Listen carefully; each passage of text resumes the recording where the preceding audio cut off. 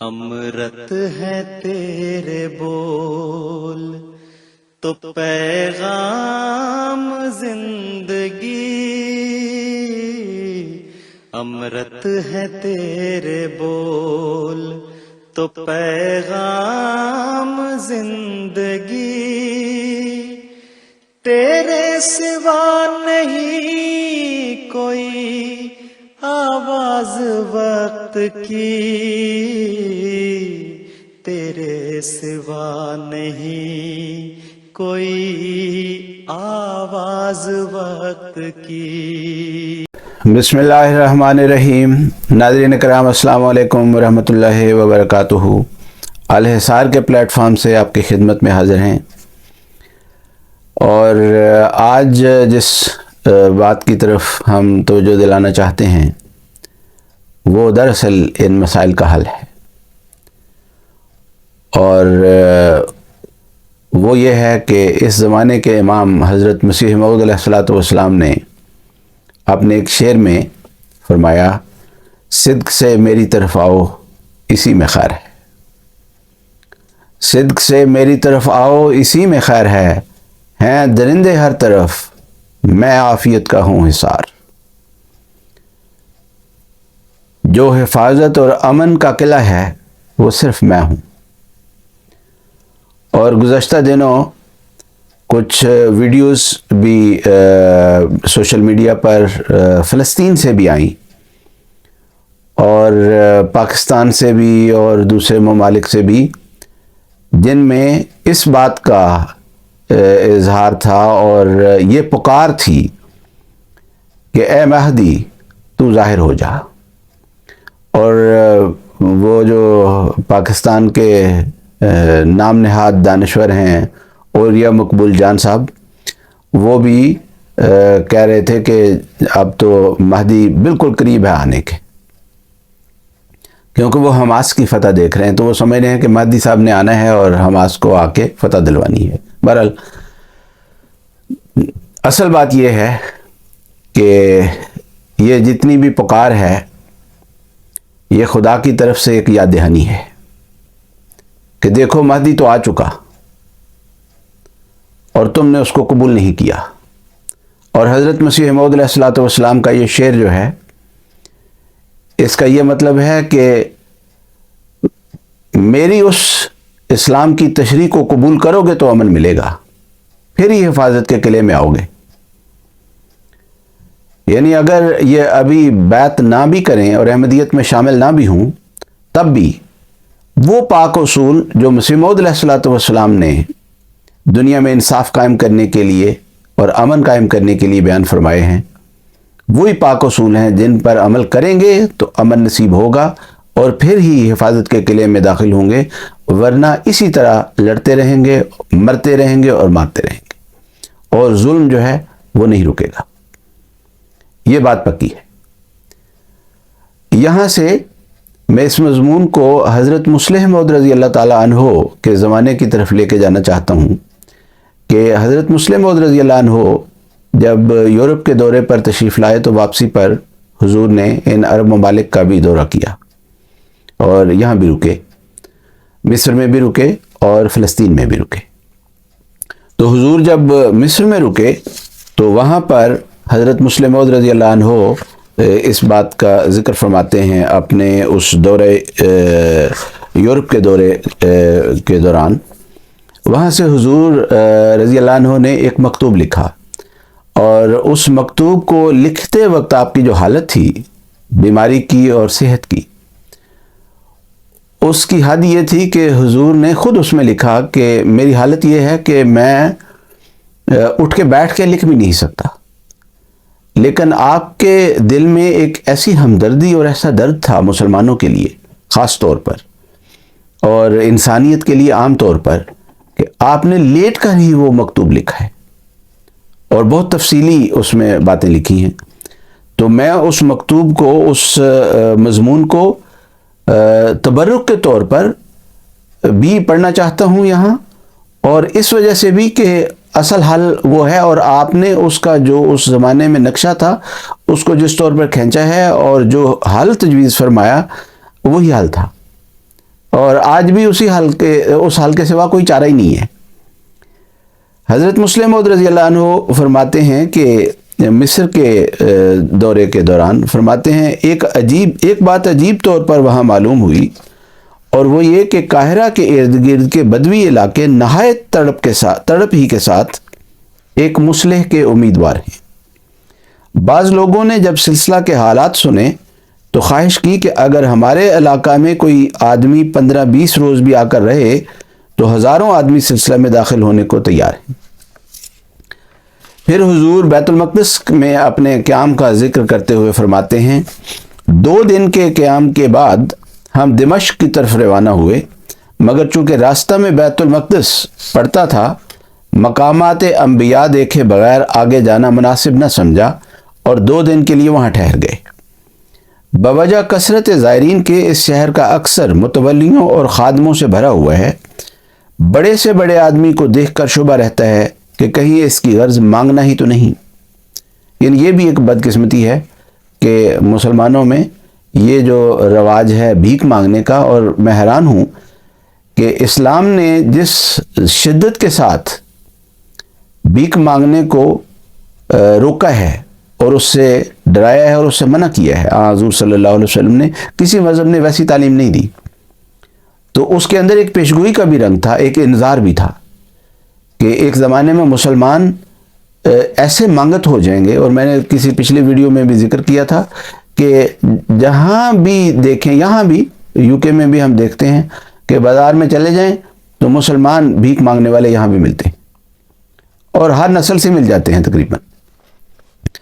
تو حضرت مسلم موعود رضی اللہ عنہ اس کے بعد یہودیوں کی جو وہاں پر حالت تھی اس وقت، اس کے متعلق فرماتے ہیں یہودیوں کی قابل رحم حالت، یہودی قوم کی قابل رحم حالت جو یہاں نظر آتی ہے کہیں اور نظر نہیں آتی۔ بیت المقدس کا سب سے بڑا معبد، جسے پہلے مسیحیوں نے یہودیوں سے چھین لیا تھا اور بعد میں مسیحیوں سے چھین کر مسلمانوں نے اسے مسجد بنا دیا، اس کی دیوار کے ساتھ کھڑے ہو کر ہفتہ میں 2 دن برابر 2000 سال سے یہودی روتے چلے آتے ہیں، یعنی برابر 2000 سال سے روتے چلے آ رہے ہیں اس دیوار کے ساتھ کھڑے ہو کر۔ جس دن ہم اس جگہ کو دیکھنے کے لیے گئے وہ دن اتفاق سے ان کے رونے کا تھا۔ عورتوں اور مردوں، بوڑھوں اور بچوں کا دیوار کے پیچھے کھڑے ہو کر بائبل کی دعائیں پڑھ کر اظہار عجز کرنا ایک نہایت ہی افسردہ کن نظارہ تھا۔ چھوٹے چھوٹے بچے بلک بلک کر دیوار سے چمٹ رہے تھے، اور بالکل یوں معلوم ہوتا تھا جیسے کسی تازہ وفات یافتہ عزیز کی قبر کو کوئی فارغ و صبر چمٹتا ہے، یعنی جس کا صبر کا پیمانہ ٹوٹ چکا ہو۔ ایک 10-12 سالہ لڑکی کو میں نے دیکھا، وہ دیوار کے ساتھ چمٹی چلی جاتی تھی اور اپنی گالوں کو اس کی مٹی سے ملتی تھی،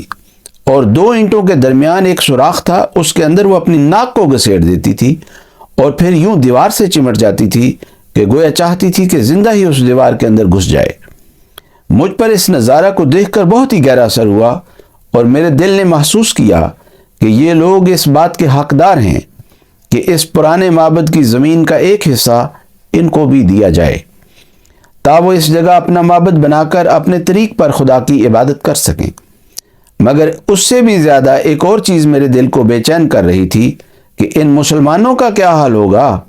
جنہوں نے حضرت مسیح موعود علیہ السلام کا انکار کر کے اپنے آپ کو مثل یہود بنا لیا۔ یعنی کل کو ان کے اوپر بھی، یعنی تصور کر رہے تھے کہ کل کو ان کے اوپر بھی ایسا زمانہ جو ہے وہ نہ آ جائے کہیں۔ فرمایا عالم تصور میں ان کے جرموں کا خیال کر کے بھی میرے رونگٹے کھڑے ہو جاتے تھے اور میرا دل رحم سے پسیجے جاتا تھا، مگر افسوس کہ خود اس قوم کو جو خدا کے غضب کو بھڑکا رہی ہے ایک ذرہ بھر بھی فکر نہیں، اور وہ نہایت اطمینان سے اپنی حالت پر قناعت کیے بیٹھی ہے۔ یعنی آج بھی جس طرح مسلمان حضرت مسیح موعود علیہ السلام کی تکذیب کرتے ہیں، جتنا گاند اچھالتے ہیں، جس طرح کی تصویریں بناتے ہیں، جس طرح کی بد زبانی کرتے ہیں، تو خدا کے غضب کو بھڑکانے والی بات ہے۔ پھر فرمایا بیت المقدس کی جگہوں میں سے مدرجہ ذیل مقامات قابل ذکر ہیں: ابو الانبیاء حضرت ابراہیم، حضرت اسحاق، حضرت یعقوب اور حضرت یوسف کی قبور، اور وہ مقام جس پر حضرت عمر رضی اللہ عنہ نے نماز پڑھی اور بعد میں اس کو مسجد بنا دیا گیا،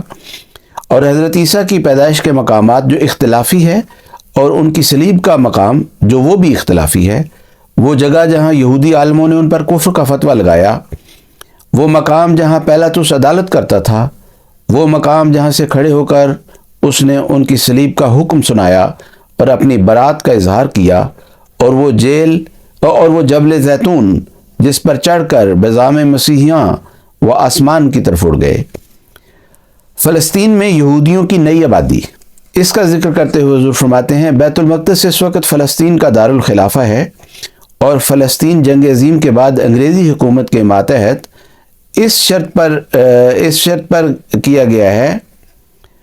کہ وہ اس ملک کو کچھ عرصہ کے اندر خود مختارانہ حکومت کرنے کے قابل بنا دیں۔ چونکہ ایام جنگ میں یہودیوں نے برطانیہ کی بہت مدد کی تھی اور مختلف طرزوں میں بہت بڑا حصہ لیا تھا، مسٹر بیفورڈ نے جو دوران جنگ میں اہم عہدہ وزارت پر فائز رہے ہیں، وزارت خارجیہ کے زمانہ میں یہودیوں سے اس بات کا اقرار کیا تھا کہ جنگ کے فتح ہونے پر وہ ان کے فلسطین میں آباد ہونے کے لیے ہر طرح کی سہولتیں بہم پہنچائیں گے اور یہودیوں کی اس امر میں مدد کریں گے کہ وہ فلسطین میں جو ان کا آبائی ملک ہے کثرت کے ساتھ آباد ہو سکیں۔ اس وعدہ کے پورا کرنے کے لیے برطانیہ نے جنگ کے خاتمہ پر سر ہربرٹ سموئل کو، جو یہودی نسل اور یہودی المذہب ہیں لیکن انگلستان کے باشندے ہیں، فلسطین کا گورنر مقرر کیا اور مسٹر بیفورڈ کا وعدہ پورا کرنے کی بھی تاکید کی۔ مسلمانوں اور مسیحیوں کو یہ بات ناگوار گزری اور ملک کی اکثر آبادی انہی دونوں قوموں کا مجموعہ ہے۔ 80% کے قریب مسلمان ہیں، یعنی اس زمانے کی بات ہے جب حضور یہ یورپ کے دورے سے واپسی جا رہے تھے۔ فرمایا 80% کے قریب مسلمان ہیں، 17% کے قریب عیسائی ہیں اور 3% کے قریب یہودی ہوں گے۔ اب آج دیکھیں وہ 3% کتنے فیصدی ہو چکے ہیں، اور یہ جو میں نے پچھلی ویڈیو میں بھی بات کی تھی کہ یہ ایکسٹینشنز کی باتیں ہیں۔ یہودیوں کو مزید سے مزید وہاں لا کے بسایا گیا اور بسایا جا رہا ہے، اور مزید سے مزید زمینیں فلسطینیوں کی قبضہ کی جا رہی ہیں، اور اب اس قبضے کی طرف جو بہانہ دیا گیا ہے اس ایکسٹینشن کے لیے وہ حماس کے اس حملے نے دیا ہے۔ اس لیے میں نے کہا کہ حماس والے جو ہیں انہوں نے غداری کے سوا اور کچھ نہیں کیا،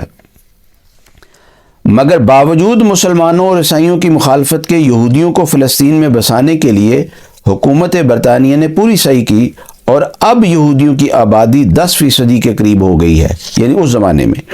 4000 کے قریب آ کر یہودی نئے بسے ہیں۔ یہودی چونکہ بڑے بڑے مالدار ہیں، انہوں نے کروڑوں روپیہ چندہ کر کے فلسطین میں جائیدادیں خرید لیں اور غریب یہودیوں کو وہاں لا کر بسا رہے ہیں۔ زمین مفت دیتے ہیں اور کام چلانے کے لیے روپیہ دیتے ہیں،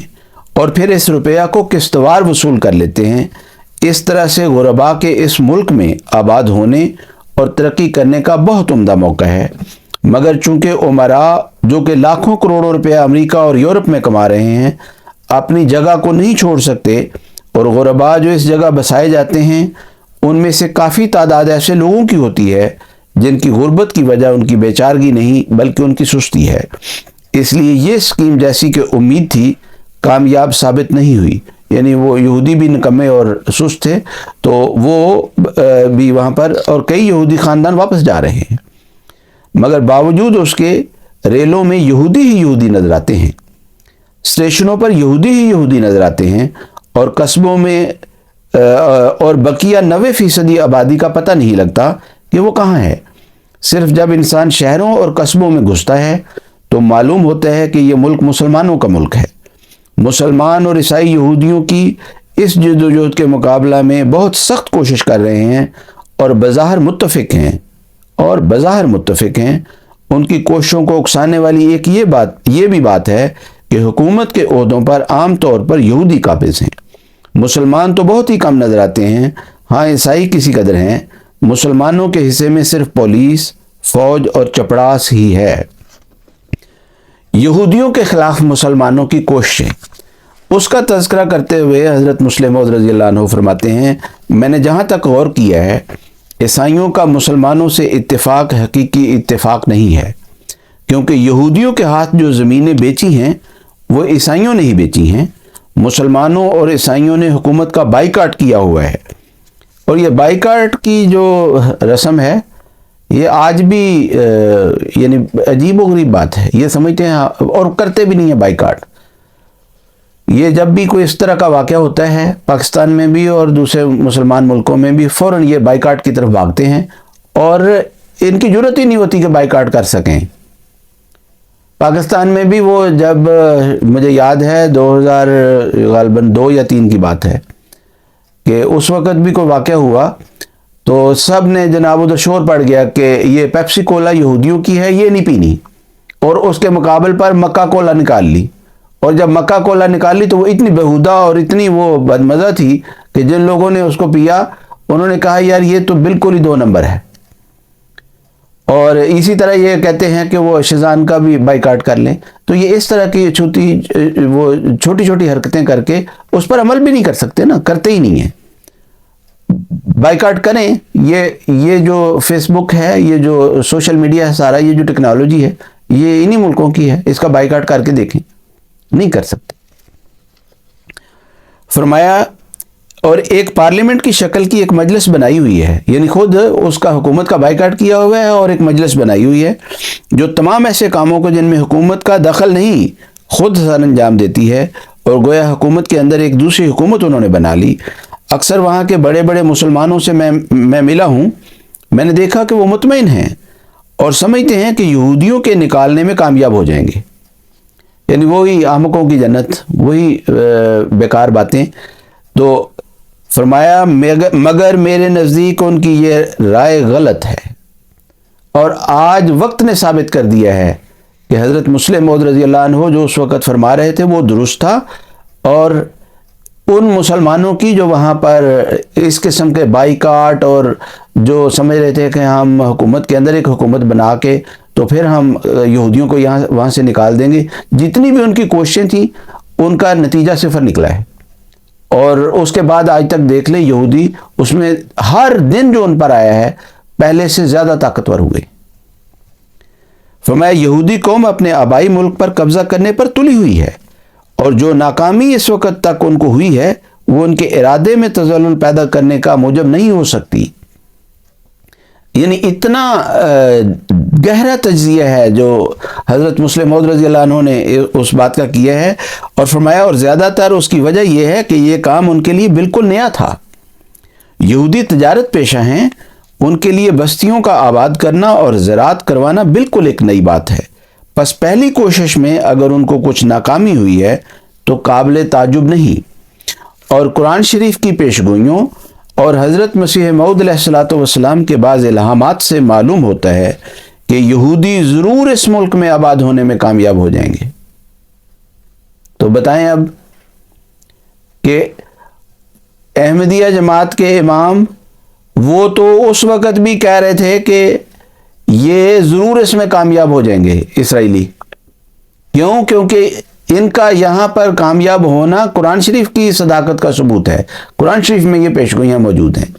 اور حضرت مسیح موعود علیہ الصلوۃ والسلام کی پیشگوئیاں موجود ہیں. فرمایا پس میرے نزدیک مسلمان رؤساء کا یہ اطمینان بالآخر ان کی تباہی کا موجب ہوگا. ایک ایک لفظ کو پڑھیں اور اس پر غور کریں کہ کس سچائی کے ساتھ آج وہ اپنی حقیقت کو ظاہر کر رہا ہے، کس طرح پورا ہوا ہے.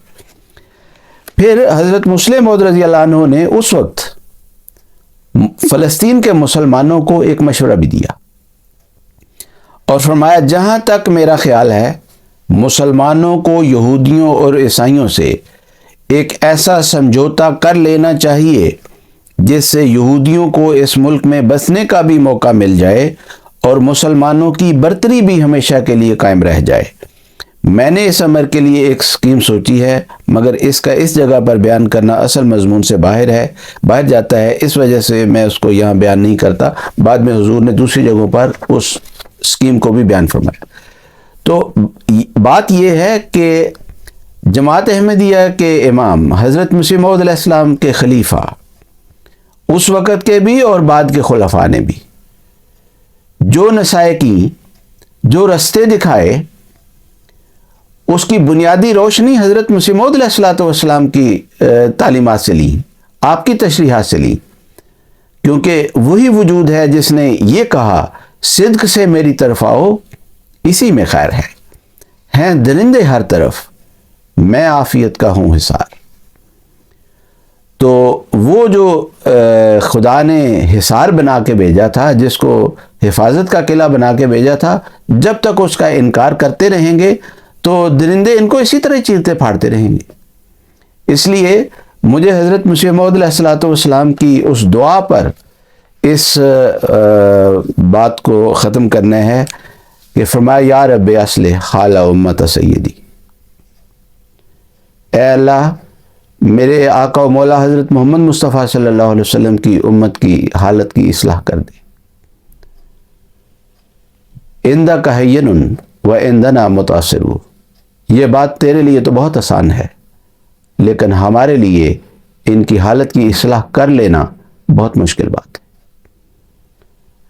یہی وہ عجز ہے جو حضرت صلی اللہ علیہ وسلم نے بھی اپنی قوم کے متعلق،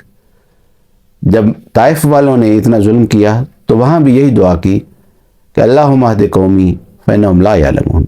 کہ اے اللہ میری قوم کو ہدایت دے کہ یہ جانتے ہی نہیں کہ میں ان کا کیسا سچا وفادار ہوں۔ آج بھی سوائے جماعت احمدیہ کے ان فلسطینیوں کا بھی اور باقی مسلمانوں کا بھی اور باقی انسانوں کا بھی سچا خیر خواہ اور سچا ہمدرد سوائے جماعت احمدیہ کے کوئی نہیں ہے، اور جماعت احمدیہ اس وجہ سے وہ سچی ہمدردی کرتی ہے اور کرتی رہے گی کہ ان کے پاس خدا کے فضل سے ایک امام ہے جو ان کو ہمیشہ ہر موقع پر اس بات کی یاد دہانی کرواتا رہتا ہے کہ اس بات کو نہیں بھولنا کہ اے دل تو نیز خاطر اینا نگاہدار کاخر کنن دعوی ہوئے پیغمبرم، کہ اے میرے دل تو اس بات کا دھیان رکھ کہ یہ مسلمان جیسے بھی ہیں، جتنا بھی دکھ دیتے ہیں، آخر کار تیرے محبوب محمد مصطفیٰ صلی اللہ علیہ وسلم کی محبت کا دعویٰ تو کرتے ہیں۔ جزاکم اللہ تعالی و احسن الجزا۔ السلام علیکم ورحمۃ اللہ وبرکاتہ۔